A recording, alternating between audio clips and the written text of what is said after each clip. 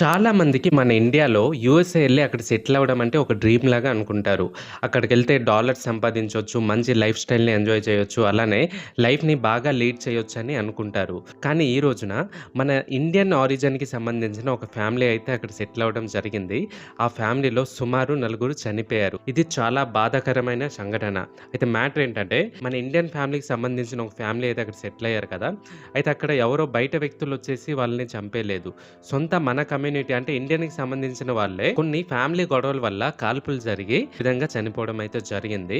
Important point ఏంటంటే ఏదైతే కాల్పులు జరిగాయి కదా! ఆ ఇంట్లో చిన్న పిల్లలు కూడా ఉన్నారు. వాళ్ళ వయసు అయితే సుమారుగా 9-15 సంవత్సరాల్లో ఉంటుంది అని రిపోర్ట్స్ అయితే చెబుతున్నాయి. అయితే ఇలాంటి ఇన్సిడెంట్స్ జరిగేటప్పుడు ఎప్పుడైనా ఒక పేరెంట్స్‌కి ఇలాగా చంపేటప్పుడు ఆ పిల్లలు ఏడవడం గాని, లేదంటే అరుస్తూ పేరెంట్స్ దగ్గరికి ఎళ్ళిపోవడం జరుగుతుంది.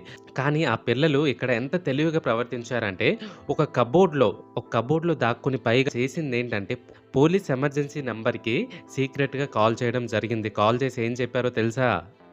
సో అండ్ సో ఏరియాలో ఇలాగ కాల్పులు జరిగాయి. మా పేరెంట్స్ చనిపోయారు. మమ్మల్నొచ్చి కాపాడండి అని కాల్ చేశారు. ఇటువంటి సిట్యుయేషన్‌లో వాళ్ళ ముందే వాళ్ళ ఒక పేరెంట్స్ చనిపోతే బాధను కూడా దిగమింగుకొని ఇటువంటి ఆలోచన చేయడం అంటే చాలా చాలా గ్రేట్ అని చెప్పొచ్చు. వాళ్ళ కళ్ళ ముందే వాళ్ళ పేరెంట్స్‌ని ఇలా కాల్చి చంపితే అది ఊహించుకుంటేనే ఎంత భయంకరంగా ఉంది కదా! ఆ పిల్లలు ఎంత నరకయాతన అనుభవించారో ఆ సిట్యుయేషన్‌లో. కాల్ చేసిన తర్వాత పోలీసులు కూడా వెంటనే రెస్పాండ్ అయ్యి ఆ లొకేషన్స్‌కి రీచ్ అయ్యి ఆ పిల్లలనైతే సేవ్ చేయడం జరిగింది. ఫ్యామిలీస్‌లో ఎవరికైనా సరే గొడవలుంటాయి. అలా అని ఇటువంటి డిసిషన్స్ తీసుకుంటారా? అది కూడా దేశం కాని దేశంలో కెరియర్ కోసం ఇలా ఎళ్లి ఇటువంటి ఇన్సిడెంట్లు జరగడం అంటే చాలా బాధాకరమైన విషయం. ఏదైనప్పటికిని ఆ చిన్న వయసులో ఆ పిల్లలు ఈ ఇన్సిడెంట్ చూసి ఎంత షాక్‌కి గురవుతారు. అండ్ వాళ్ళ కళ్ళ ముందే వాళ్ళ పేరెంట్స్‌ని చనిపోయిన ఇన్సిడెంట్స్ నుంచి ఆ పిల్లలు ఆ షాక్ నుంచి బయటికెలా వస్తారు? వాళ్ళ లైఫ్ ఎలా ఉండబోతుంది? వాళ్ళకి న్యాయం జరుగుతదా? లేదా?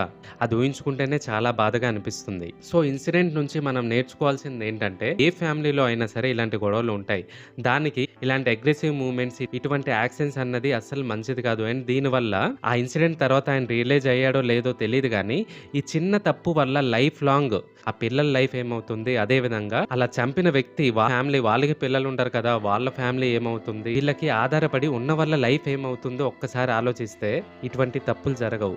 మనకి ఎటువంటి ప్రాబ్లమ్స్ వచ్చినా సరే, మనం స్ట్రాంగ్‌గా నిలబడి మనకి ఎవరైతే సపోర్టివ్‌గా ఉంటారో వాళ్ళని మన ప్రాబ్లమ్స్‌ని షేర్ చేసుకొని, లేదంటే సజెషన్స్ తీసుకొని, లేదంటే హెల్ప్ అడిగి మనం ఈ విధంగా చేస్తే అస్సలు మిస్టేక్ కాదు. ఎందుకంటే మనం ఒక ప్రాబ్లమ్‌లో ఉన్నామంటే ఒకరికి హెల్ప్ అడుగుతున్నామంటే అది వీక్‌నెస్ కాదు. అది ధైర్యం. సో, ఈ బాధాకరమైన ఇన్సిడెంట్‌పై మీ ఒపీనియన్ ఏంటి? ఖచ్చితంగా కామెంట్ చేయండి. అలాగే ఫర్దర్ వీడియోస్ కోసం మన ఛానెల్‌ని సబ్స్క్రైబ్ చేసి సపోర్ట్ చేస్తారని కోరుకుంటున్నాను. Thank you. Thanks for watching. జై హింద్.